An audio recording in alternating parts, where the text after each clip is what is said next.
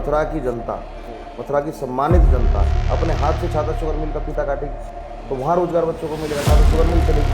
तो हमारा को हमने हर चीज़ अगर कही तो उसको करने, कथनी और करने में फर्क नहीं करा। हम जो कथनी कर रहे हैं उस करने के बारे में बोल रहे हैं, करेंगे कैसे। नमस्कार, मैं विकास गोस्वामी और मैं आपको बता दूं इलेक्शन 2024 की गर्मी चल रही है। सभी प्रत्याशी अपना बहुत तेजी से और जोश भरे से आप चुनाव प्रचार कर रहे हैं, लेकिन मैं ऐसे शख्स के पास हूं जिन्होंने अपने 20 साल पार्टी को दिए, बीजेपी पार्टी को दिए। उसके बाद भी आपको बता दूं तीसरी बार मथुरा की लोकसभा 17 सीट से हेमा मालिनी को तीसरी बार टिकट मिली।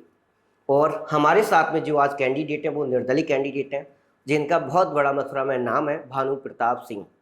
और जाति समीकरण की बात करें तो 4.5 लाख जाट आते हैं और ठाकुर 3.5 लाख आते हैं, 3,75,000। तो सर बहुत बहुत स्वागत है बहुत हमारे इस एपिसोड में। और मैं इतना जानना चाहता हूं कि अभी मैं अकबरपुर की जनता के पास में आपके गया तो आपको अकबरपुर की जनता जानती है, लेकिन बात करें पूरे लोकसभा सीट की, तमाम गांव आते हैं, तमाम 5 विधानसभा आती हैं, लेकिन मैं जानना चाहता हूं कि मथुरा शहर और वृंदावन के अलावा क्या मथुरा का और भी अस्तित्व आपको दिखाई दे? अस्तित्व क्यों नहीं दिखाई देता? अस्तित्व तो मथुरा का, रज रज में मथुरा का अस्तित्व है। आप मेरे जानकारी की बात पूछी, क्या आपने जो सवाल था, सवाल आपका ये होना चाहिए था कि भाई मथुरा के बाहर मतलब मेरे गांव के बाहर कहाँ कहाँ जानकारी है। मथुरा का अस्तित्व तो आज अनादिकाल से है।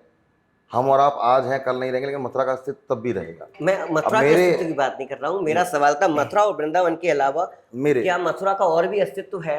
जैसे नौहझील है, बाजना है, कोसी है, छाता है, क्या यहाँ पर विकास किया गया है क्या? क्योंकि मथुरा को इस कहीं नहीं किया गया। अगर आप वर्तमान सांसद के विकास मॉडल की बात करेंगे तो मथुरा वृंदावन में भी विकास नहीं किया गया। अच्छा, नौझील, बाजना, छाता, कोसी, फरय, गोवर्धन, इन क्षेत्रों की तो बात आप छोड़ दीजिए। ठीक, मथुरा वृंदावन में विकास नहीं हुआ। आप विकास बताएं मेरे को, मथुरा वृंदावन में विकास क्या हुआ है? मथुरा वृंदावन की जो मूल समस्या बंदरों की, क्या काम हुआ उसके लिए 10 साल में? आप मेरे को बताइए। यमुना मैया के शुद्धिकरण के लिए बड़ी बड़ी बातें कही थी 10 साल के लिए, क्या किया गया उसके लिए मुझे बताइए। आज पूरा उद्योग जगत करा रहा है। 100 साड़ी उद्योग हुआ करते थे, उनमें से घट के 45 रह गए, 55 रह गए, 45 बंद हो गए। तो बढ़ने चाहिए थे, घट रहे हैं। बच्चे, युवा साथी आज भी हमारे नौकरी के लिए फरीदाबाद, दिल्ली भटक रहे हैं, रोजगार उपलब्ध नहीं उनको। माताएं बहनें आज भी खारे पानी के दंश को झेल रही हैं। 1-2 किलोमीटर उन्हें पानी भरने के लिए जाना पड़ा। कभी आइए आप शाम को ग्रामीण क्षेत्र में देखिएगा, हमारी माताएं बहनें जाती हैं। पूरा जनपद, ग्रामीण क्षेत्र जितना भी है, शहरी क्षेत्र जितना भी है, खारे पानी के दंश को झेल रहा है। तो विकास हुआ कहाँ, किस जगह पर हुआ? आप एक भी क्षेत्र में को बता दीजिए, एक भी काम ऐसा बता दीजिए जहाँ पर हेमा मालिनी जी कह सके कि यहाँ मैंने विकास करा है, इस काम में मैंने आगे गति दी है। तो मैं आपको उस बात का जवाब उनकी दूंगा। तो हेमा मालिनी जी तो कह रहे हैं हमने सड़कों का निर्माण कराया, सड़क का चौड़ीकरण करवाया है, स्कूल्स बनवाए हैं, तमाम स्कूलों के भवन का निर्माण किया है। कौन से स्कूल? जनपद में कोई बड़ी यूनिवर्सिटी आई हो, बड़ा अस्पताल आया हो लोगों के इलाज के लिए, एक बड़ा लोगों को, कोई गरीब तबका है, यहाँ किसान वर्ग का लोग रहते हैं बेचारों को, कभी जयपुर, दिल्ली इलाज के लिए धक्के खाने पड़ते हैं, कोई बड़ा हॉस्पिटल नहीं आया, कोई बड़ी कॉलेज यूनिवर्सिटी आई हो? एक का भी नाम बता दीजिए आप। इंजीनियरिंग कॉलेज आया हो, कोई मेडिकल कॉलेज आया हो? हमारे युवा साथी बेचारे तैयारी करने के लिए रोड पे अपना दौड़ते हैं, रोड पे कसरत करते हैं। सुबह सुबह कभी आप आइए ग्रामीण क्षेत्र में, आपको दौड़ते बेचारे बच्चे मिल जाएंगे हमारे। एक कोई ट्रैक का निर्माण नहीं, कोई ब्लॉक स्तर पर स्टेडियम का निर्माण नहीं। बताइए किस क्षेत्र में विकास हुआ, आप ये बताइए ना, पूछिए हेमा मालिनी जी से। ठीक, और मेरा सवाल ये है कि अभी कांग्रेस वर्सेस बीजेपी का दोनों का मैनिफेस्टो आया है। कांग्रेस का मैनिफेस्टो 45 पेज का है और उसका 70 पेज का है, लेकिन जब हम बीजेपी के मैनिफेस्टो की बात करें तो उसमें 5 साल और लोगों को राशन देने की बात कही गई है। और कांग्रेस की मैनिफेस्टो की बात करें तो मेन पॉइंट 30 लाख नौकरी की, सरकार बनते ही नौकरी की बात करी गई है। तो मैं आपसे जानना चाहता हूँ निर्दलीय होने के कारण कि आपका मैनिफेस्टो क्या है? मैनिफेस्टो मथुरा की लोकसभा सीट के लिए लोगों को क्या? मैनिफेस्टो आप 45 पेज का बनाइए, 70 पेज का बनाइए, 700 पेज का बनाइए, अगर मैनिफेस्टो जनता की मूलभूत समस्याओं के समाधान का नहीं होगा तो वो मैनिफेस्टो बेकार है। ठीक, मैनिफेस्टो बनना चाहिए जिला स्तर, ग्रामीण स्तर, जो समस्याएं हैं मूलभूत उनके ऊपर बनना चाहिए। उसमें कितनी समस्याओं के समाधान की बात की गई और बताया गया, तो क्या रोड मैप बताया गया है?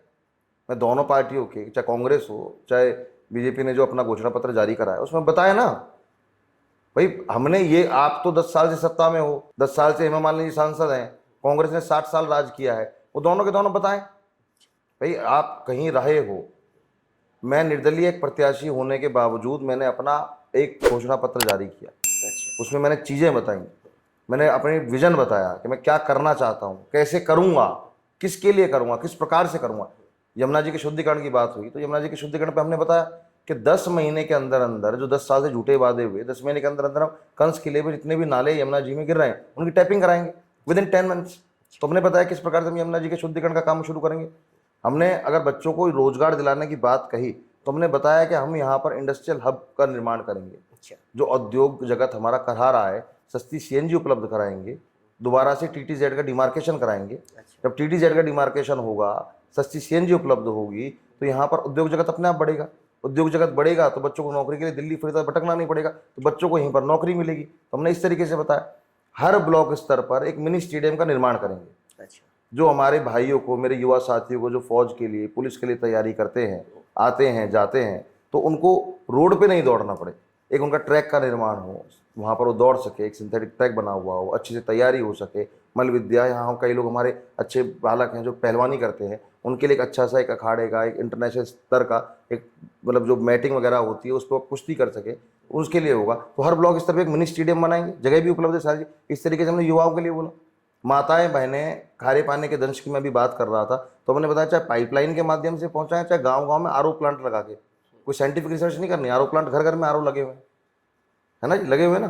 तो उस तरीके से हम खारे पानी से मुक्ति दिलाएंगे। छाता शुगर मिल के लिए मैंने बोला, जो सालों से बंद पड़ी है, छाता शुगर मिल 1 साल के अंदर 4 जून 2024 को रिजल्ट आएगा।